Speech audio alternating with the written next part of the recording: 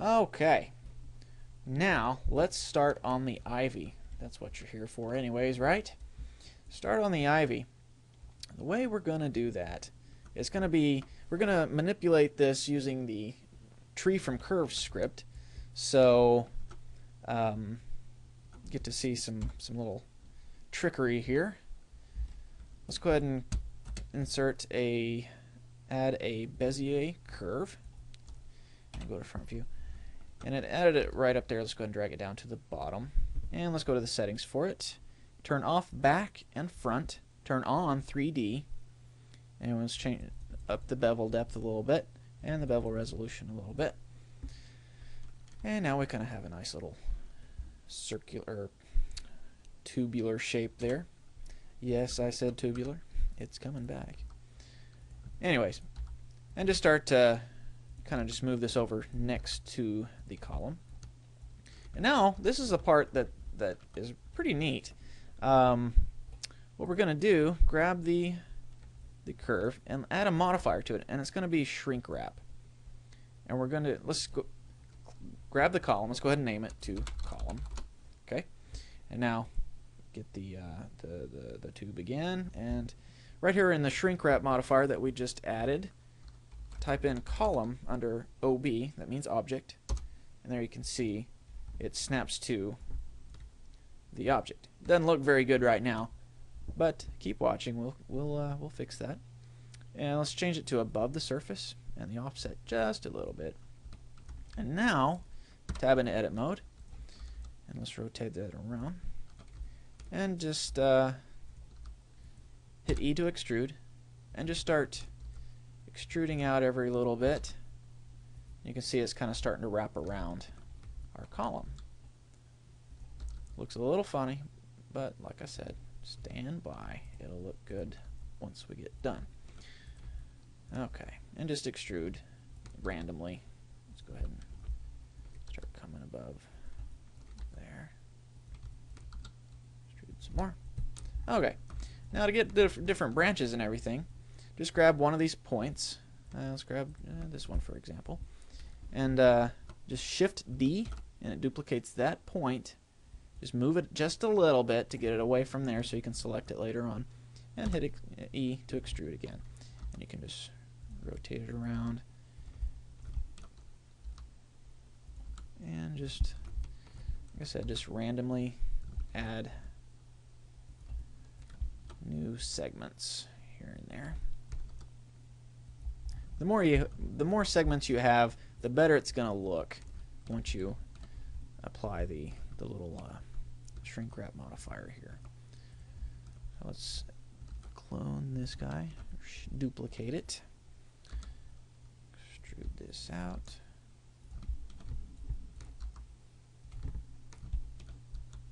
extrude it again. Let's rotate that some.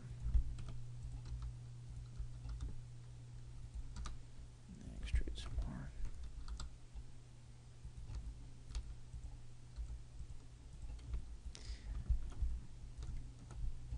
It's real handy when you're going to have a sharp edge like this, where the curve is going to form around it, to go ahead and add a point there. Like I'm missing one right here between these two guys, so I'm going to W subdivide, and it puts one right there. So I'm just going to move that out to the edge. There we go. Let's go ahead and do that on this one also. Grab the center of it. There we go. W subdivide. Grab that. Move it over. And this one kind of has one right there. If I can, where's it at? There we go. There we go. Okay, let's do a few more just to see what it looks like. Let's go ahead and, you know what? Quick, easy way to add a lot of them at once. Just go ahead and hit A to select them all. Go into top view, and Shift D. It duplicates everything you just selected. And let's just rotate it around the Z axis there. Just move it around a little bit. And everywhere you move it, it's going to stay stuck to the column because of that shrink wrap modifier. So now we tab out, you can kind of see kind of what it's going to look like. And as I mentioned before, it's kind of ugly, kind of flat and weird looking. But once we apply this shrink wrap modifier, apply, it's going to say apply will only change CV points, curve points. but not the tessellated bevel edges, and that's fine.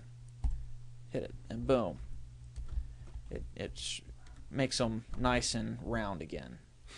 But they're kind of ugly in some parts, so you still got some work to do. Just pop back into edit mode and grab these guys and just kind of rotate them around just a little bit to get them to come out of the column where they're kind of going inside of it. And where's this guy going? I don't even know. Going all the way through, it looks like. So let's try to move him around some. There we go. Get this guy right there. Scale him down some so we can move him a little easier.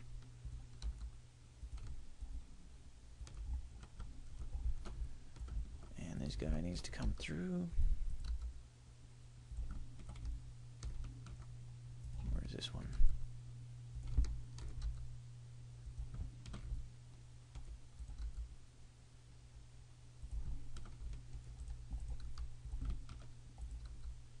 This is that branch thing that we made earlier when we first created a new segment there. Okay, same thing over here.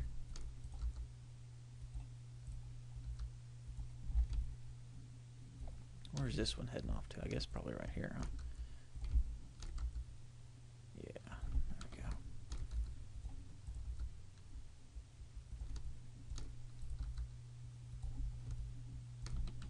And this doesn't have to be absolutely perfect since we're gonna put some leaves on here also.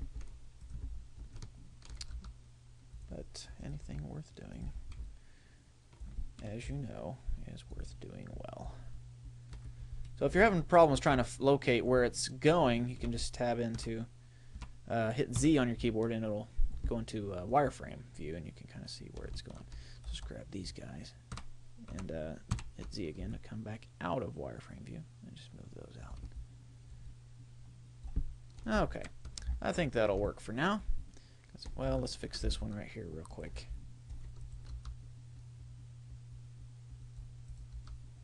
Okay.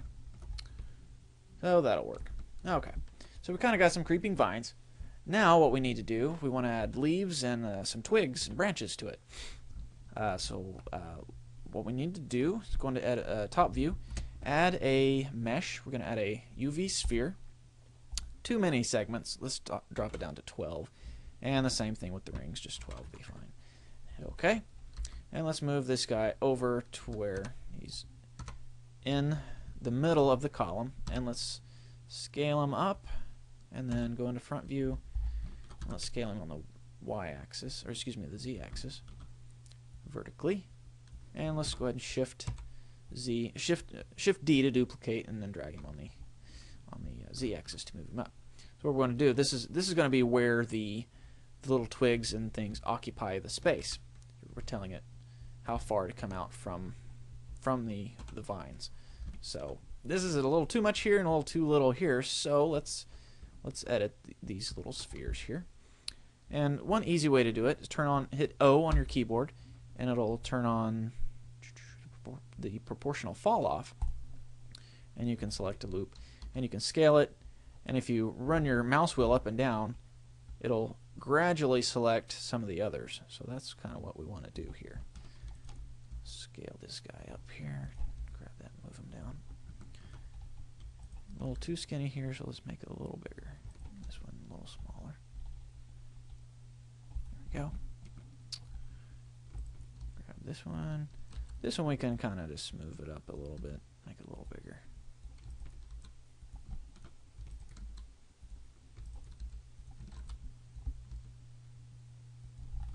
Okay, that's probably going to be good. Yeah. Okay, so let's call this one, rename it from sphere, name it twigs. Okay. And now let's create a leaf. Now, it's a good idea to use a nice photograph of a leaf for when you texture it, but I'll go into Photoshop here in a second and show you how to create a nice leaf texture without using a photograph. Okay, so we got our 3D cursor right here. Let's go ahead and hit spacebar, add mesh plane. And let's tab into edit mode and subdivide it multi. Let's go ahead and give it, let's say 5 cuts this time. And turn on x-axis mirror right over here, so we can edit both sides at the same time. We still got our proportional fall off on, so that's good. That's what we want. Just make it a little smaller. There we go.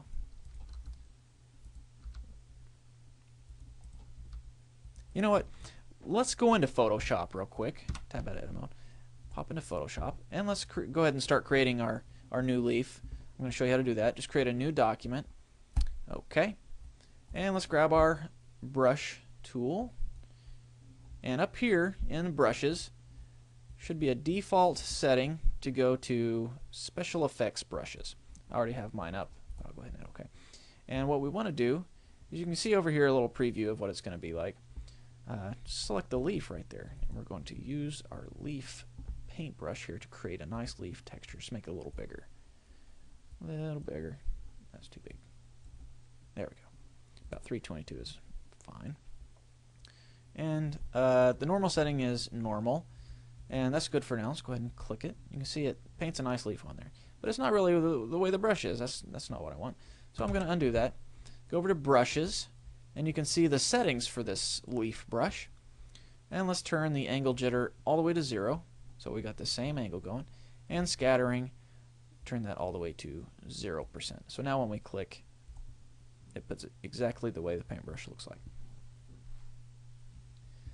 Okay, so let's undo. Let's start off with a base of like a dark brown, kind of a grayish brown. There we go. You go ahead and click in here a couple of times, 3 times. Okay, that's a little brown. Now let's grab a nice green color, not too bright. That's probably good. Nice forest green. Change the mode to let's try overlay. See what it looks like. Yeah, that looks okay. Do it a couple of times. All right, it's decent looking leaf texture, isn't it? I think so. So let's go ahead and save it. Alt.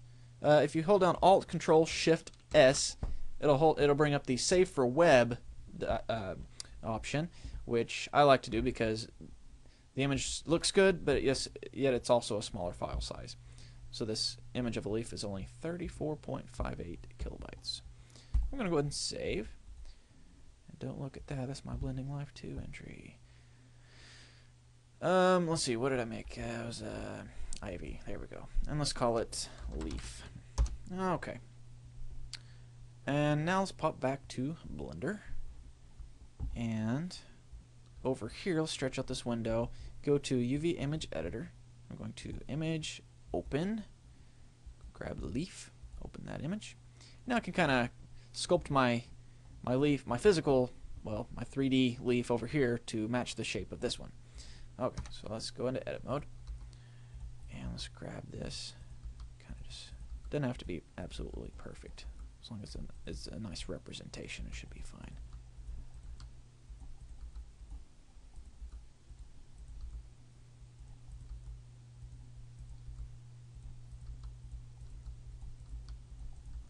Okay, so that's a nice basic shape. Let's go ahead and turn off that x-axis mirror again.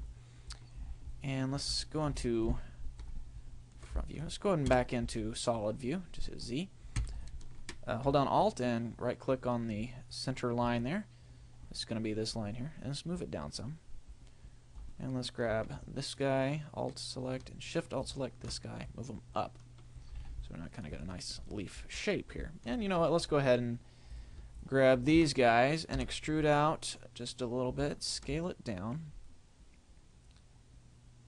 and extrude out some more. This is going to be the stem of the leaf. Scale it down some. Let's turn off that proportional editing. Hit O on your keyboard, scale it down some, and extrude out one more time, and that'll work. Set smooth, and go ahead and apply a subsurf modifier to it. Okay, so that looks a little funny, but it'll look a lot better once we get this texture on it. So let's do that. You know what? I like to make this stem a little bit more narrow first. Scale it down on the x-axis. There we go. And what we need to do also on the 3D leaf is move it, select everything and move it This pink dot right here is the center of the model, so we need it to the stem to be at the center of the model, because that's where, when we apply it to our ivy, that's where it's going to grow from. It needs to grow from the stem. There we go. Let's move that over some. Okay. You know what? Let's go in the side view. Let's kind of, we gave it a nice shape this way. Let's go ahead and give it a nice shape this way too. Let's grab that. Go ahead and hit O on your keyboard to open up the proportional fall off, and just make it a little bigger. Actually, just grab these guys back here. And this guys. And this one, just move it down some. Okay, so now we've got a nice leaf shape. Okay. So now, let's go to Texture Paint, and we'll tab into Edit Mode. And go over here to the UV Image Editor, UVs, Unwrap. Actually, I guess we got to select everything first. Now, UVs Unwrap. We got the nice leaf shape right in there. Now, in the up-down arrows here, select the leaf. And now let's scale the UV coordinates here to coincide with the shape of the leaf. Just rotate it around or scale it, whatever you need to do to line it up.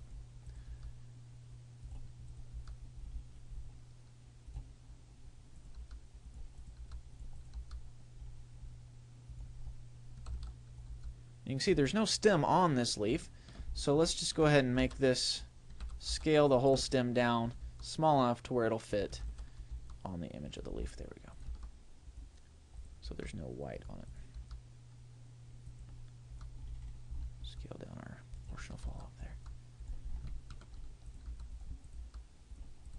there. Okay. Yeah, there we go. Now tab back at, and you can see in our texture paint mode, the leaf shape, or the leaf texture is on our leaf. Looks pretty nice, huh? Now what we need to do is create a texture with this. So we'll add a new and call it leaf, and go into the texture buttons, add a new leaf texture, and under texture type it's going to be image, and you can just click on the up down arrows and select leaf since it's already loaded. And one trick you might want to do on whenever you're working in Blender, if you're going to be packaging something up or saving it to a different hard drive, say a portable drive or something, the default setting is this direct link to your image. But if you want to make it relative, just go in here and select that up past the folder that everything is in. It's in the Ivy folder, so I don't even need that, and just delete that and the slash, and just hit // and it takes that to mean that this leaf is in the same folder as this Blender file, so that's where it looks. So anyways, just a little tidbit of information there. Let's go ahead and save this while we're at it. Okay, and now we got our leaf texture. Let's go ahead and minimize that. Let's pop back into object mode and grab our vines. Let's go ahead and create a vine texture while we're creating textures. Add a new one. Call this one vine. And let's make it a nice forest green color to go along with the leaf. Okay. A little too shiny. Let's bump that down some. Let's go ahead and give this an SSS, subsurface scattering, SSS. And change it to, let's say, potato. Start off with. And see what it looks like on the monkey head. It looks pretty good. Maybe still a little bit too shiny. Make it a little harder, and make the sheen specular level down some. Okay, that looks good.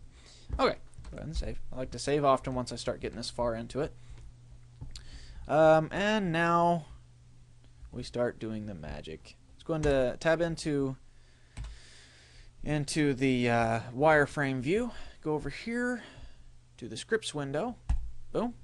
And scripts, wizards, tree from curves. And it's going to bring up this little wizard here. That's very handy. I like to use it to create trees and bushes and anything that has leaves and twigs and things like that. So now we just select fill twigs and object bound. So we named our container twigs. Type in twigs. There we go. And now it's going to use our little container there to control where the twigs and everything are going to go. And go ahead and select grow twigs, and let's make this a little bigger. I'm going to right click here, split this area. Well, if I can, split area. Not going to let me. Okay, I guess it's my screen recorder likes to take control of little pop-up menus and things like that, so there's no way to zoom out any further. Okay. Make this a little smaller until I can see what I need. I'm going to generate from the selection. Take it a couple seconds, and boom, you can kind of see where it put the little twigs and everything. And I want it to automatically update whenever I make a change, so I'll just go ahead and select that. Now I can squeeze this back together so I can see what I'm doing down here. Okay, so we got our fill twigs and our grow twigs. And you know what? If we pop back into solid view, we won't be able to see it, but we can grab the container and hit M on our keyboard. And let's just move it over to a different layer. Now we can kind of see all the twigs and everything. Let's go ahead and do that with the vine shape itself, because it created a new model. Move that to its own layer. And we can kind of see what's going on with just the vines. Kind of see how it's growing and spreading out. And, you know, while we're at it, let's go ahead and grab this and add that vine texture to it. So there we go. And now if we just render like so, we'll be able to see the vines on top of the column. You can also see the leaf here, which I need to change some settings on its material, as you can see.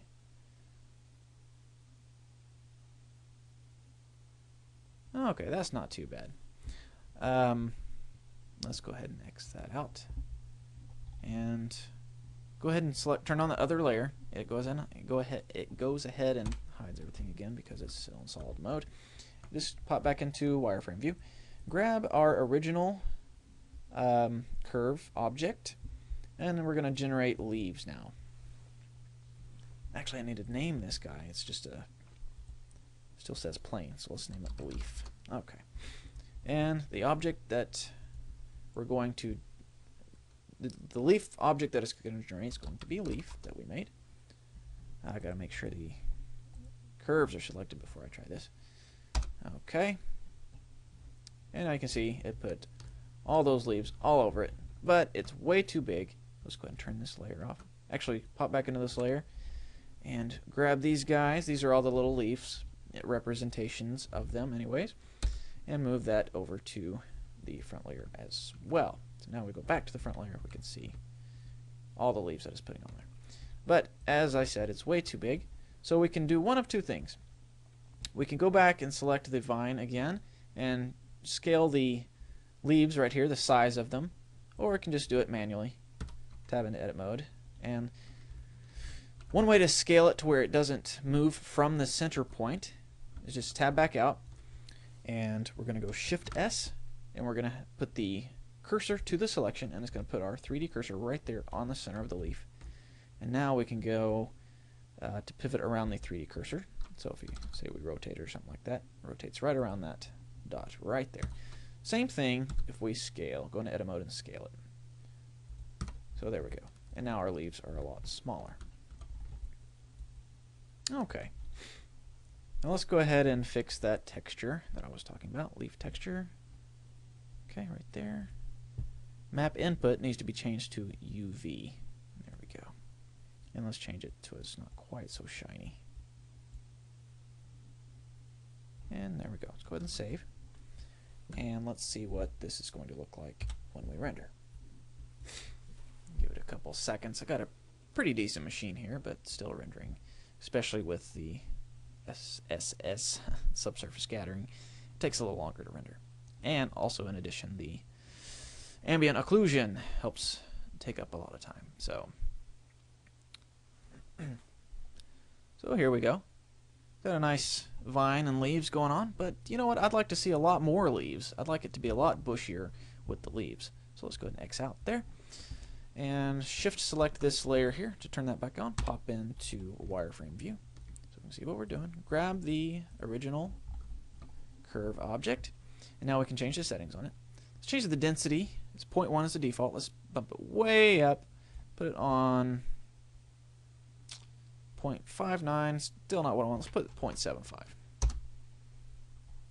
And there we go. You know, while we're at it, let's go ahead and change the size a little bit smaller. It was on 0.5. Let's make it 0.35. It says 0.36, but you can type it in if you like. But, okay. So now, turn off this layer. See what it looks like. Looking better. Okay. I think that's going to do it on this one. Go and make sure everything's... Okay. In order to have a nice presentation of your model that you just made, I'll show you a quick little trick. So go ahead and save this real quick. Tab into top view, or go into top view, hitting 7 on your numpad, and then 5 to go into orthographic view. That's the flattened out view. Go ahead and hit spacebar, add a mesh, add a plane, and scale it way up, about like so. And let's go into front view, and looks like it's right about where it needs to be, almost. Let's move it to right below the column. You can see the leaf right there, but don't worry, it doesn't render it. It's just telling it where it's at so it can put the leaves on the vines. Okay, so we got our floor here now. Let's add a new material. Call this shadows only, because that's what it's going to be. Turn on only shadows over here, and Z transparency. So you can see now we're going to see the sky, which is the background color. We're going to see that with the shadow of the column on it.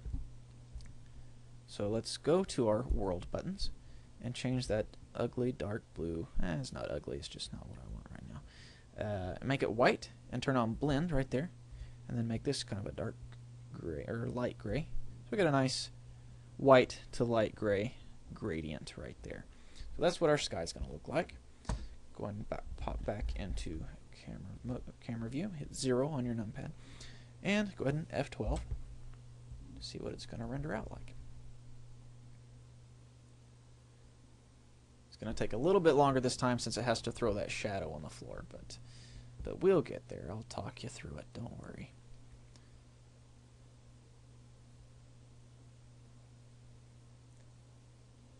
Taking a little bit. Be patient. Slow and sure wins the race. The more twigs and leaves you put on, the longer it takes to render. So sometimes you just got to be patient and let it do its thing.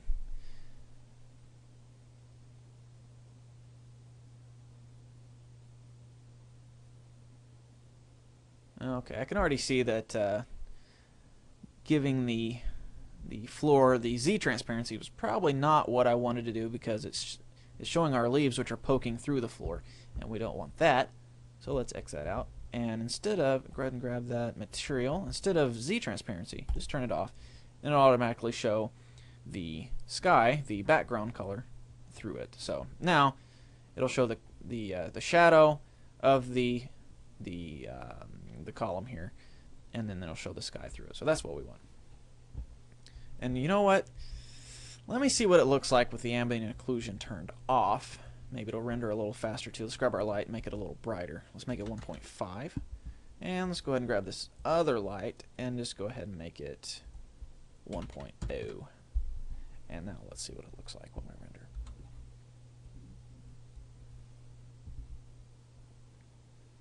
A little faster. Quite a bit faster, actually. It doesn't have to calculate the ambient occlusion. Okay, render faster, although it was faster, but it doesn't really look that much better, does it? So I guess we will turn the ambient occlusion back on. Make sure everything's going to work on here. Okay, go ahead and save it and render it again. Rendering is a lot of trial and error. That's probably what takes up most of the time. Once you get pretty far with your project, you spend a lot more time rendering it out and seeing what it's going to look like than you spend working on it the further you go. But it's all part of the process. So okay, looks like we're on the right track now. Hopefully it'll finish out rendering the way it needs to. Yeah, that's looking pretty good, I think. Yeah, there we go. Okay, so that's how you create vines and leaves for them, the textures, and how to create a nice marble column as well. You can use this technique to put vines on just about anything. Say you want to crawling up a brick wall or something like that. Just use this technique for that if you like. So anyways, that will be the conclusion of this tutorial. I hope you learned something, and I wish you a good day. See you next time.